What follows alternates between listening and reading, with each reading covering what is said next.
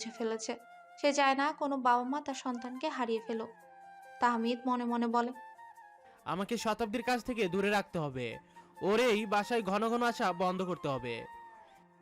কাটা দিয়ে কাটা তুলতে হয়, ঠিক তেমনই ইভান প্রেম দিয়ে প্রেম তুলবে। মাউসিয়াত ইভানের দিকে অবাক দৃষ্টিতে তাকিয়ে রইল। ইভান তার মুখের সামনে হাত নাড়িয়ে বলে, ইমনকে পাওয়ার জন্য এটা ছাড়া আর কোনো উপায় দেখছি না।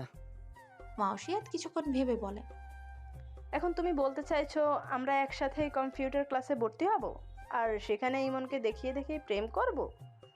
হ্যাঁ, কারণ ইমন ওখানে ক্লাস করছে। ওকে ডান। তাহলে কাল থেকে আমরা আমাদের নতুন মিশন শুরু করব।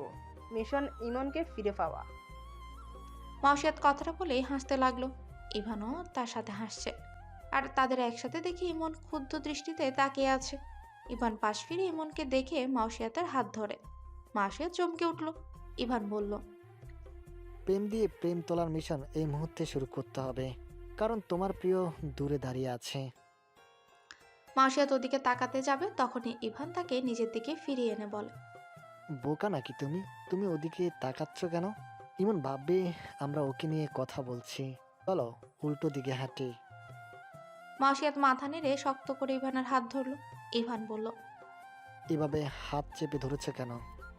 মাউসিয়াত হাত আলগা করে বলে, উত্তেজনায় কি করব না বুঝতে পারছি না। মনে হচ্ছে যুদ্ধ হচ্ছে আর আমি যুদ্ধে অংশগ্রহণ নিয়েছি। ইভান মাউসিয়াতের কথা শুনে হাসলো। আর এদিকে ইমন দাঁড়িয়ে দাঁড়িয়ে তাদের যাওয়া দেখছে। কিছুক্ষণ পর সে সায়ন্তনীর দোকানের সামনে এসে দাঁড়ালো। সায়ন্তনী ইমনকে দেখে তড়িঘড়ি করে একটা বাটি মুছে কড়াই থেকে পেঁয়াজও নামিয়ে দিল। ইমন আনমনে বসে আছে। সায়ন্তনী ইমনের হাত ধরে বলে, তোমাকে অনেক ক্লান্ত লাগছে। ইমন বিরক্ত হয়ে এক ঝটকায় সায়ন্তনীর হাত ছাড়িয়ে নিল। সায়ন্তনী কিছুটা দূরত্ব রেখে বসলো। তখনই মাউসিয়াত আর ইভান সায়ন্তনীর দোকানে এলো। তাদের একসাথে দেখে সায়ন্তনী খুব অবাক হলো। মাউসিয়াত বলল, সায়ন্তী, এক কাপ চা আর এক কাপ কফি দাও। ইমন মাউসিয়াতের মুখের দিকে তাকিয়ে রইল। মাউসিয়াত আর ইমনের চোখাচোখি হতেই মাউসিয়াত চোখ সরিয়ে ইভানের হাত ধরে। সায়ন্তনী চা বানাতে বানাতে একবার মাউসিয়াত তো একবার ইভানের দিকে তাকালো, আরেকবার ইমনের দিকে। সায়ন্তনী মনে মনে ভাবছে, ইমনকে এখনো মাউসিয়াতাপকে পছন্দ করে? এদিকে তুর্য অরুণিকাকে শাড়ি পরিয়ে দিয়েছে। তারপর মেকআপ বক্স সামনে নিয়ে তাকে সাজিয়েও দিতে বসেছে। আনাফ তুর্যের ঘরে এসে দেখলো অরুণিকা আর তুর্য অনেক হাসাহাসি করছে। আনাফকে দেখে তুর্য বলল, তাহমিদের অ্যাক্সিডেন্ট হওয়ায় টুইঙ্কেল স্কুলের প্রোগ্রামে অংশ নিতে পারেনি, তাই ভাবছি আজ ওর ইচ্ছেটা পূরণ করে দেব। আহনাফ চেয়ার টেনে বসে বল, কি করবি? আজ টুইঙ্কেলকে নিয়ে শ্যুট করব, আমার গানটার একটা অংশও থাকবে। আহনাফ ভ্রু কুচকে বলল, ওটা তো প্রেমের গান, ওরু এই গানে কি করবে? প্রেম করবে। অরুণিকা বলল। বউ হব না আমি? তুর্য হেসে বলল, অবশ্যই মাই টুইঙ্কেল টুইঙ্কেল লিটল স্টার, তুমি বউ হবে।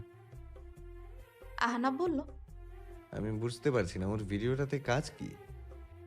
দেখো, গানটা ছোটবেলার প্রেমিক প্রেমিকাকে নিয়ে। ওই ভিডিওর একটা অংশে টুইঙ্কেল সেই নায়িকার ছোটবেলা অংশটাতে থাকবে। ওখানে ছেলে কে হবে? কোনো ছেলে থাকবে না, বাসার ছাদে একটা দোলনা লাগাবো, ওখানে টুইঙ্কেলের শট নেব। অরুণিকা বলল। রকস্টার, তুমি অনেক ভালো। আহনাফ কপাল কুচকে বলল। এখানে ভালো হওয়ার কি আছে? তুর্য গলা খাকারি দিয়ে বলল, তোর এত চলছে কেন? ও আমাকে ভালো বলে তোর সমস্যা কোথায়? আহনাফ কোনো উত্তর দিল না। তুর্য আবারও বলল, এটা বলিস না যে তুই চুক্তিতে স্বাক্ষর করে এখন থেকে পজিটিভ হয়ে গেছিস। ওটা শুধু টুইঙ্কেলকে ফেরত পাওয়ার একটা মাত্র উপায় ছিল। আহনাফ বলল। বাই এনি চান্স যদি এই চুক্তি আমি ভবিষ্যতে মেনে নিতে চাই তখন? তুর্য কথাটা শুনে হাসতে লাগলো। আহনাফ বলল, হাসছিস কেন? আমি কি হাসার মতো কিছু বলেছি? তুর্য অরুণিকাকে উদ্দেশ্য করে বলে। লিটল স্টার, তুই একটু বাইরে যাও। অরুণিকা মাথা নেড়ে শাড়ির কুচি ধরে বেরিয়ে পড়ে। তুর্য বলে, তুই একটা সময় ওকে একদমই পছন্দ করতি না। হ্যাঁ, করতাম না। তুই যেভাবে জিজ্ঞেস করছিস মনে হচ্ছে তুই পছন্দ করতি। অদ্ভুত, আমি তো কখনো ওকে পছন্দ করিনি। আহনাফ বসা থেকে উঠতেই তুর্য বলল, টুইঙ্কেল এখন অনেক কিছু বোঝে। ও চুক্তির ব্যাপারটা না বুঝলেও আমরা যে ওর ভাই না, এটাও ভালো করে জানে। এটা বুঝে কেউ ওকে বেশি গুরুত্ব দিচ্ছে, আর যার কাছে গুরুত্ব পাবে ও তার কাছেই থাকতে চাইবে। What do you mean Turya? আমি বোকা না আহনাফ, তোর ব্যাপারগুলো আমি অনেক আগে থেকে খেয়াল করেছি, একদম শুরু থেকে। শুধু আমার সাথে তোর যত ঝামেলা। এই বাসায় সবাই টুইঙ্কেলের সাথে কথা বলে, কিন্তু আমি কথা বলতে গেলে তুই প্রহরীর মতো বসে থাকিস। আমি অনেকবার মজা করে বলেছে ওকে বিয়ে করব, এই মস্করা সবাই বুঝেছে, শুধুমাত্র তুই বুঝিস না। কেন আহনাফ? আহনাফ কোনো উত্তর না দিয়ে হনহনিয়ে রুম থেকে বেরিয়ে অর্ণিকার হাত ধরে তাকে টেনে তুর্যের সামনে এনে দাঁড় করালো। অর্ণিকা ফেলফেল করে আহনাফের দিকে তাকিয়ে আছে। তুর্য আহনাফের দিকে ভ্রুকুচকে তাকিয়ে বলল। কি করছিস তুই? আহনাফ বলল। আমি প্রহরীর মতো বসে থাকি? ওকে ফাইন, আমি আর এখানে বসে থাকবো না। আমি তো শুধু দেখতে এসেছি তোরা কি করছিস। আমার হয়তো এখানে আসাটাই ভুল হয়েছে, দুঃখিত। এখন তোরা যা ইচ্ছে কর, I don't care. Ahnaf room থেকে বেরিয়ে নিজের ঘরে এসে দেখলো তাহমিদ বিছানায় শুয়ে আছে। তাহমিদ আহনাফকে দেখে বলে। কি হয়েছে তোর? আহনাফ কোনো উত্তর না দিয়ে পাশের বেডে শুয়ে বাতি নিভিয়ে দিল। তাহমিদ 2-3 বার ডাকলো, কিন্তু সে কোনো সাড়া দিল না। এখন আহনাফের মাথায় ঘুরছে অর্ণিকা কেন তাকে তেমন গুরুত্ব দেয় না। আরাফের ব্যাপারটা আলাদা, কারণ আরাফই এক প্রকার অর্ণিকার বাবা মার জায়গাটা নিয়ে নিয়েছিল। কিন্তু তুর্য তো ওভাবে অর্ণিকাকে সময় দেয়নি। তাদের মধ্যে আরাফ, তাহমিদ আর ইভানই অর্ণিকাকে অনেক বেশি সময় দিয়েছে। অন্যদিকে তুর্য যতটুকু সময় দেয় তার চেয়ে বেশি সময় আহনাফ অর্ণিকাকে দেয়। তবুও আহনাফের চেয়ে অর্ণিকার কাছে তার রকস্টারই প্রিয়। আহনাফ এখন ভাবছে কি করলে সে অর্ণিকার কাছ থেকে আলাদা মনোযোগ পাবে, যে মনোযোগটা এখন তুর্য পাচ্ছে। ইমনের সামনেই মাউসিয়াতের হাত ধরে কম্পিউটার ক্লাস থেকে বের হলো ইভান। ইমন চুপচাপ তাদের যাওয়া দেখছে। তার এই মুহূর্তে কিছুই ভালো লাগছে না।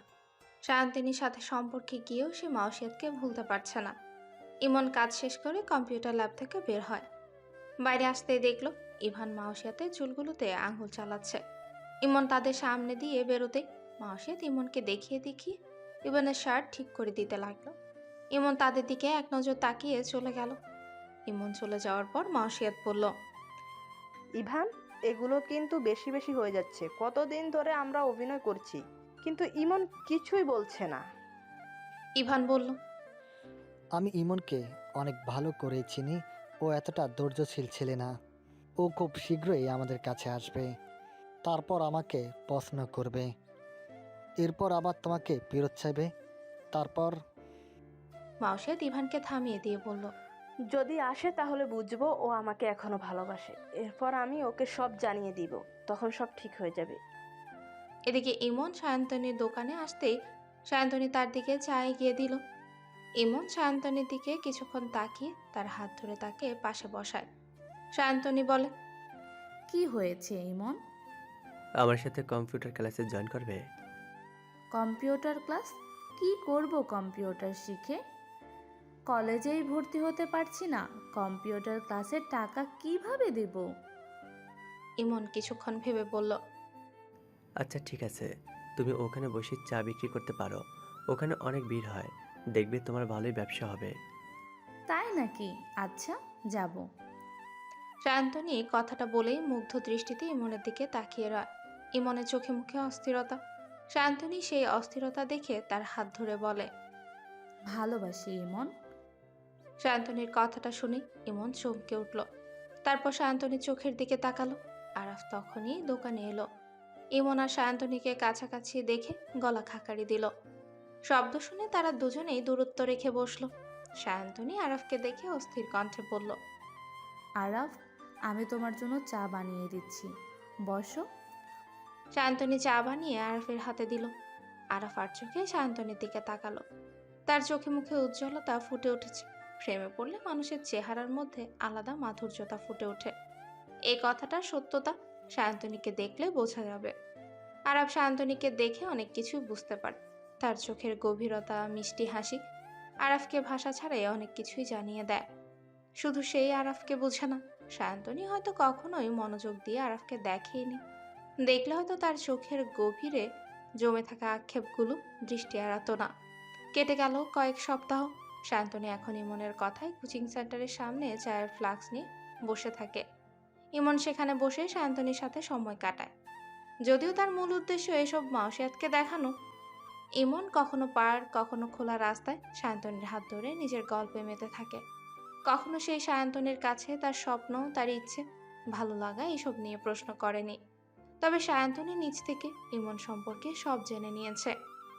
সায়ন্তনীর মনে ভালোবাসার ঢেউ এত তীব্রভাবে ফুটে উঠেছে যে সে বুঝতেই পারছিল না ইমনের এসব ভালোবাসার প্রকাশ শুধুই লোক দেখানো। তবে সায়ন্তনী চোখ বন্ধ করে ইমনকে বিশ্বাস করত। তার কোনো কিছুতেই সে বাধা দিত না। সে তার মাকেও ইমনের কথা বলে ফেলেছে। তিনিও ইমনকে দেখতে চাইলেন। তারপর সায়ন্তনী একদিন তাকে বাসায় যাওয়ার দাওয়াতও করে। তবে ইমন একা যায়নি, অরুণিকা, আরাফ আর আহনাফকেও সাথে নিয়ে গিয়েছিল। তাহমিদকে দেখার জন্য বাসায় কাউকে থাকতে হবে, তাই তুর্য তাদের সাথে যায়নি।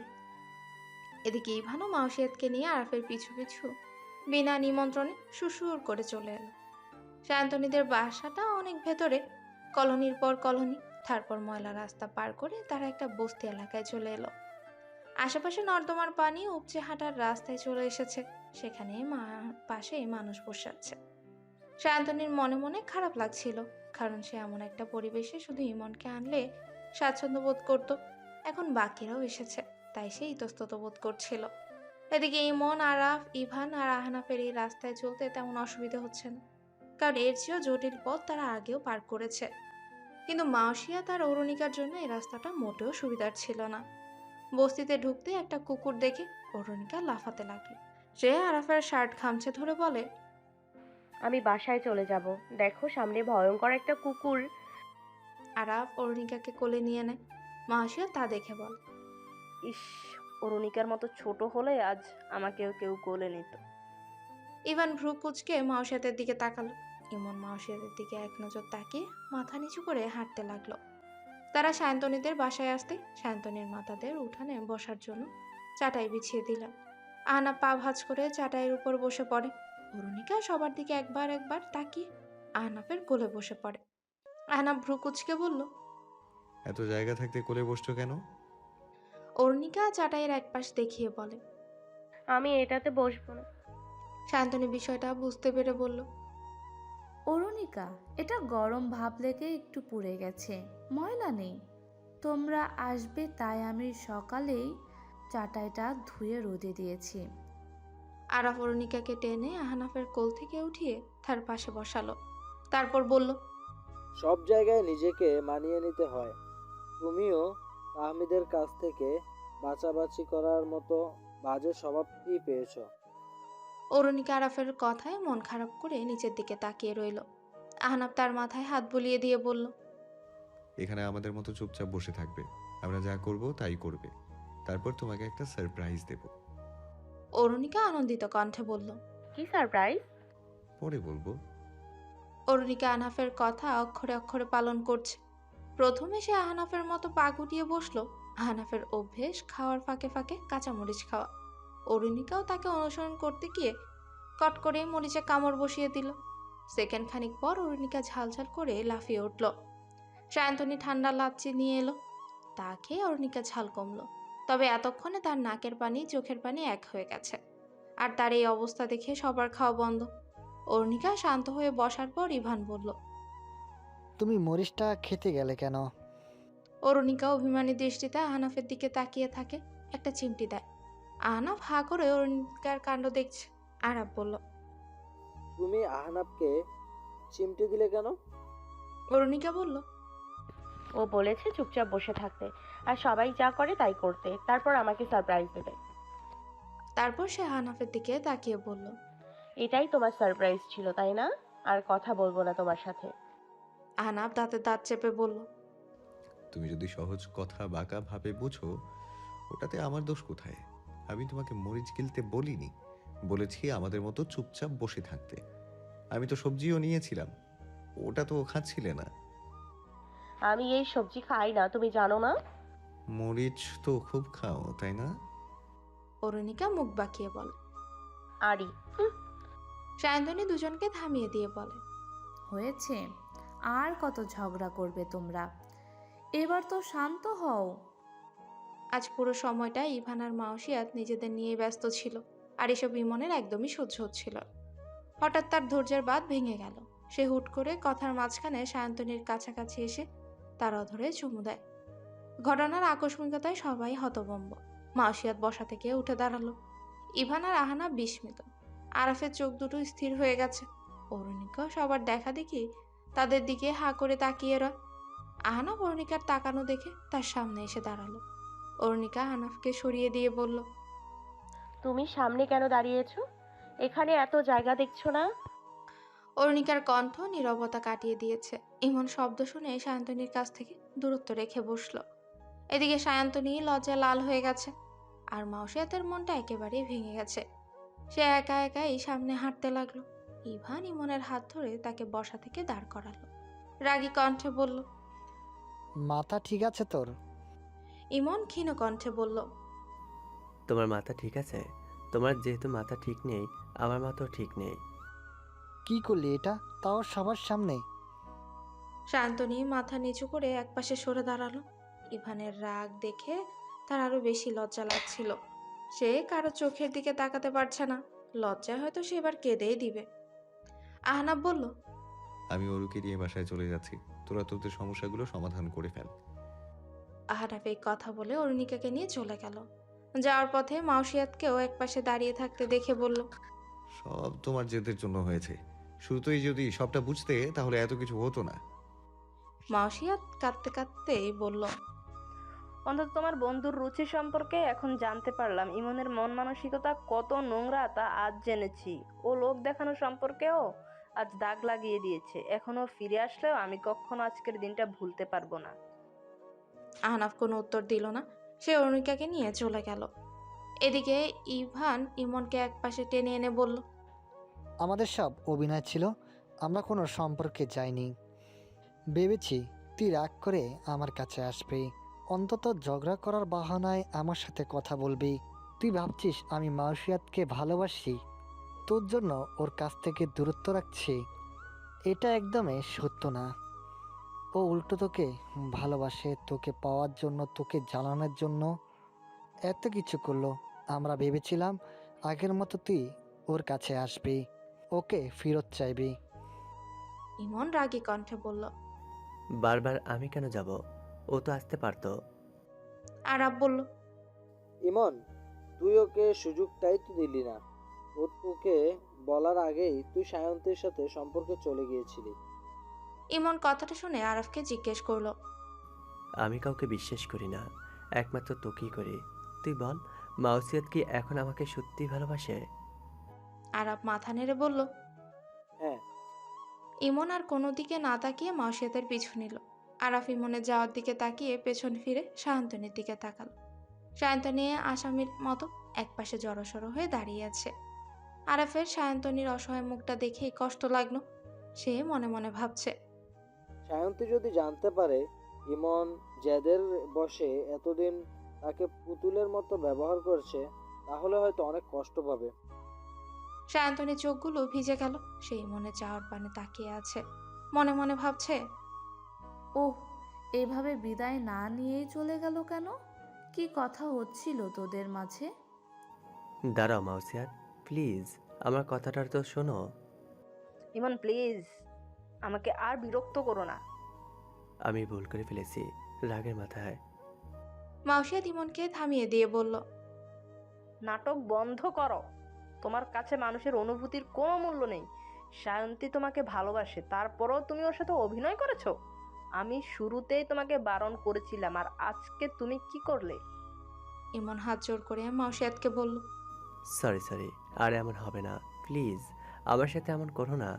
আমি তোমাকেই ভালোবাসি, সায়ন্তনীকে না। মাউসিয়াত তাচ্ছিল্যের সুরে বলল, আমিও তোমাকে ভালোবাসতাম, কিন্তু এই ইমনকে নয়। আগের ইমনকে, যে মানুষকে সম্মান করতো, যে অভিমানী ছিল ঠিক, কিন্তু জেদি ছিল না। তুমি আমাকে পরিবর্তন করে এখন নিজেকেই পরিবর্তন করে ফেলেছো। আই এম সরি ইমন। এখন আমাদের পথ ভিন্ন ভিন্ন হয়ে গেছে। ইমন মাউসিয়াতের হাত ধরে বলে, তুমিও আমাকে অনেক কষ্ট দিয়েছিলে, স্কুলের সবার সামনে আমাকে অপমান করতে। আমি তো সব সহ্য করেছি, শুধু এই আশায় যে তুমি একদিন সব ভুলে আমাকেই ভালোবাসবে। আমার ছোট বয়সের আবেগটা এখন নিয়ন্ত্রণ হারিয়ে ফেলেছে। এই কারণে আমি বুঝতে পারছিলাম না তোমাকে কিভাবে ফিরিয়ে আনবো। আমি ভেবেছি আমাকে শান্তনির সাথে দেখলে তুমি রিয়েলাইজ করবে যে তুমিও আমাকে ভালোবাসো।